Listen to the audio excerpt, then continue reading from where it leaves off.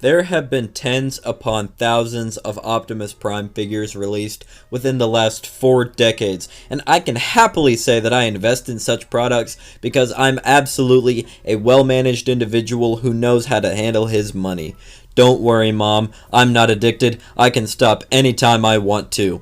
One more shouldn't hurt, and surely it doesn't, because I wouldn't have the subjects of today's video if it weren't for my crippling addiction. If it weren't for my love and dedication for what I create and purchase. Anyways, today we're comparing the main Studio Series Prime molds, not including SS05, nor the newest one for the Rise of the Beast movie, because I don't fucking have them, so you're gonna have to settle with these two. The Premium Finish Studio Series number 38 Bumblebee movie Optimus Prime versus, in this case, Buzzworthy Dark of the Moon Optimus Prime. These two do contrast quite a bit. However, some argue that they're the best movie line Optimus Prime figures released to date, and I can understand why. The engineering on both is wonderful, however they both have trouble staying together in their truck modes, even more so for the DOTM Prime. His alt mode explodes every time I stare at him wrong, and it gets very frustrating. He comes with a trailer that turns into the weapons carrier for the robot mode, as well as the jetpack that he gets tangled up in, then loses 10 minutes after we see it first appear. The smokestacks on this guy are also really short, which doesn't look good whatsoever in my opinion, and the fucking front grill tab broke off because it's too damn tight to unpeg. The same happened on the 5-pack version of this figure, which is apparently a reoccurring problem on several copies. It's incredibly frustrating and takes this mold down a few notches. The alt mode on the Bumblebee movie version is absolutely superb, however. While the truck mode does like coming apart sometimes, it's much more sturdy than its opponent, making for a solid and well-crafted truck mode that isn't screen accurate. However, it looks absolutely gorgeous until you take a look at that truck bed. Jesus Christ, I can fucking finger it. Getting it into this mode can be quite difficult at times. However, if you know a thing or two about patience and responsibility, I'm sure you'll find yourself taken aback by the extraordinary conversion. It's really fun, but that could just be me. Overall, I think Bumblebee Prime takes the win in this round of comparison, as his truck mode is more solid, looks better, and is more satisfying of an experience to handle than that of the DOTM version. Not saying the DOTM version is bad, but it lacks in quality and stability compared to its opponent. Getting down into transformation for SS38, or Premium Finish Optimus, whatever you want to call him, I'll just call him Premium Prime. It's a lot of fun, as I have talked about already. It is such an enjoyable process. I just find myself transforming this guy back and forth constantly. Even though some people I know don't enjoy it, I personally think it's a lot of fun. So the first little bit I like to work on here is the legs. Just untab this whole back canopy section. Back canopy? That's not a canopy. You guys know what I fucking mean. Just detach all of this. Detach the legs, fold the trailer hitch down, untab the feet, accordion those as they're supposed to be. They're on a multitude of hinges, so it can be rather tricky to get those working. Come on. Okay, alright, well, that's not on the right side. Come on, there we go. Come on, you got this. Okay, apparently it doesn't have this. So, oh, no, I was on the wrong side. I'm an idiot. Anyway, that happens. There you go. Just the feet. These sections are the parts that really annoy me in robot mode, but we will get into that later. So just bring all of this down. Make sure all of this plugs in as it's supposed to. Do the same on the other side. Okay, I will go into detail about this. This little piece that swings up onto the back of the thigh right here that swings down. Just make sure that this little peg right here, this little groove, tabs into this little peg right here. So just make sure those tab in, and there will be tabs right here that will feed into a slot that you can't even see, but it's there. And if you have the figure, you'll be able to find them. Just make sure all of that tabs in, and that can be quite a cumbersome process because those legs do not like staying together. So after that, just untab the chest section, take these panels right here, get your nail in there, flip them down, fold these pieces over like so. Make sure these pieces right here are folded down. Make sure just all of this is out of your way as much as possible. Then you'll be able to bring the arms out, rotate them, swing this piece under the arm. Oop, this piece likes to fall off quite a bit, which is very annoying. There you go. There is an arm done. Once you got the other arm done, just take these little pieces right here, fold them in. Then the head, detaching the head is my least favorite part of this process because it is so tight in there and it always pops off, and I feel like these two hinges are going to break, so I'm going to do that off camera. So once you get the head back on and get your camera focused, get your light looking right, you can just take this whole upper body section and rotate it around, there you go.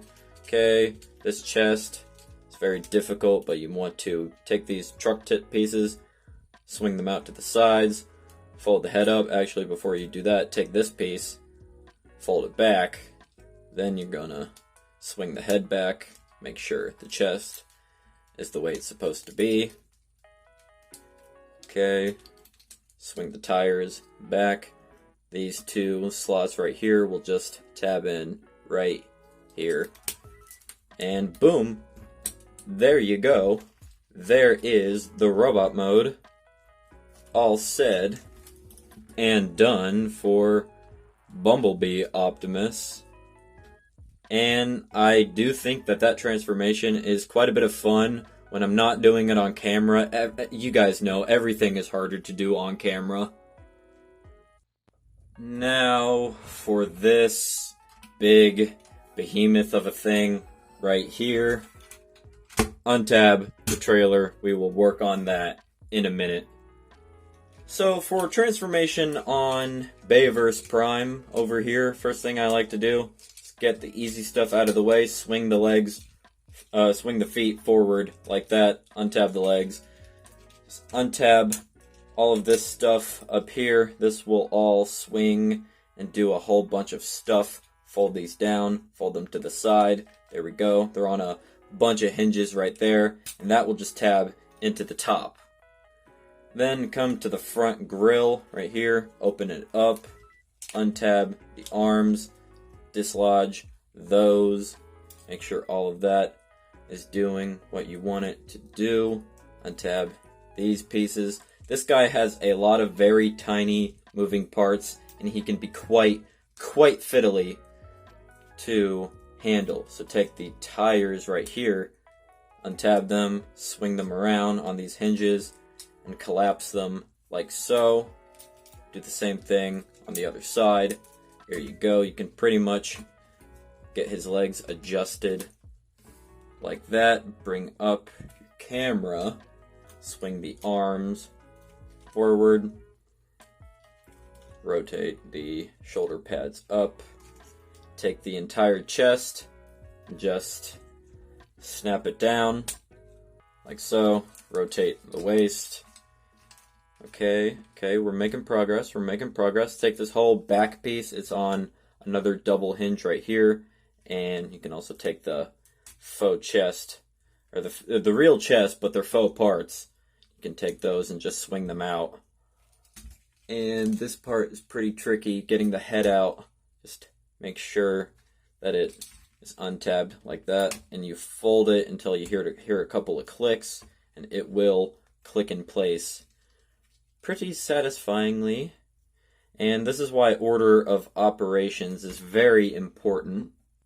So you take these two pieces right here, you fold these back, and then you fold the gas cans along with them. Slide the back down. It's going to do some stuff. Actually, don't do that yet because we still got to tab that grill in. Make sure the chest gets swung forward like so. Okay. Take all the arm stuff and just fold all of this back until the grill is facing forward on his back like that. And you also want to go ahead and tab the arm in. I forgot to do that. Second verse, same as the first. There we go. Swing that, and then these two slots will tab into these two tabs. So let's just go. And there we go. There is the back all done, and that actually looks pretty good, in my opinion. I think a lot of people give that too much flack for what it deserves. Now take these front truck pieces, the cab, and just rotate them. They're also on double hinges. Flip the hand forward, bring those back, and then do the same on the other side. Hinge the hand forward, hinge those, and boom, there you have Optimus, the core mode of all of this, done in his robot mode. And that, actually, no, take the wheels and make sure those are flipped up on his thighs. Now, there we have Optimus all transformed and in his robot mode. Now for the goddamn trailer. I don't have any of the weapons in this right now. Pretty much just split it apart, split it at the sides right here, and then take this whole assembly and just rip this shit out. Just take it out, toss it to the side. Now raise your camera right back up, and then untab these. And then this will just start collapsing on a whole fuck ton of hinges. There you go. And then, how do you do this? I forgot how to do this. Oh. Okay, bring all of this down. I think the wheels are just gonna stay back there, like that. Yeah, they tab in. Okay. And then these side pieces will hinge, and then tabs will start. You see that tab right there? It will go into that hole right there. And the same on the other sides. Just make sure it all looks the way it's supposed to. And boom, there you have the weapons rack without any weapons. I'll get that loaded for you right now. And boom, there you go. There you have a bunch of the weapons that are on the weapons rack. You get a sword, get his cannon from the first movie. You get his two giant guns that he has while he has the jetpack on, and you get an unpainted axe, which doesn't look very good, but it's serviceable. Oh, yeah, you also get a very tiny, very tiny sentinel shield that will just clip into his arm if you fold the hand down like this. But I think we're all in agreement that that does not look very good nor intimidating whatsoever. Here's how he looks with the sword and the axe. And yeah, he does look really good with those. Slide that all the way down. That tab right there gets in the way of the axe. My buddy Maddie, I know she just cut that off, which I don't really blame her. It doesn't really contribute to the grill in the alt mode because even that has trouble tabbing in. And you do get his ion blaster from the first and second movies, and I just give that to this version of the figure because this is my stand-in for Studio Series number 32. So that looks pretty cool. Also, this guy does come with the actual Energon blades that come out of his arms if you want to arm up this guy even further, and that's just what I decided to do because I think these look better with him than any of these other accessories. The robot modes are absolutely where these two figures shine. Bumblebee Movie Prime is inaccurate in some areas, yes, but he does capture the overall essence of what we see in the movie. Bayverse Prime over here is absolutely phenomenal. I love the accessories he comes with, and even though they're unpainted and kinda flimsy, they work well, and the jetpack fucking rocks. Bumblebee Movie Prime is absolutely immaculate. The only real issue I have with this figure are the legs. They don't really tab in that well and are generally very annoying to handle most of the time, especially when I'm trying to make a stop motion with him. They both look superb, super robust, and the plastic quality feels very nice, aside from the chest pieces on the DOTM and 5-pack figures. One is made of clear plastic and the other feels very thin, and if you know anything about clear/thin plastic nowadays, you know it's especially prone to breakage. It happened on my friend Maddie's copy of the 5-pack figure, so I do recommend you be careful when handling this guy. So, getting into articulation for Premium Prime right here. He is packed, but these legs are just so frustrating sometimes. These literally do not like staying tabbed in, and that just gets very, very annoying. But this guy is loaded with articulation, so first things first, he does have a ball joint at the head. You can get all of that nice wiggly waggly motion in there. Yeah, that hinge is kind of annoying though, but it does give him the ability to look down quite a bit. Almost said up for some reason, but he does look down quite a bit, and he does not really look up that much, so he can't look to the sky and give a speech after he gets done tearing off Scourge's head. Anyways, his shoulders are kind of on butterfly joints due to the transformation. Arms are also on hinges, not hinges, mushroom joints, I believe. Yeah, mushroom joints. Let's take a look at those mushroom pegs right there. So that gives you a range of full 360. It can go out that far, in that far. It does have a bicep swivel, elbows can bend a little over 90 degrees, like 92, 93 degrees. And he does have a wrist swivel, waist swivel, hips can kick forward that far, backward that far.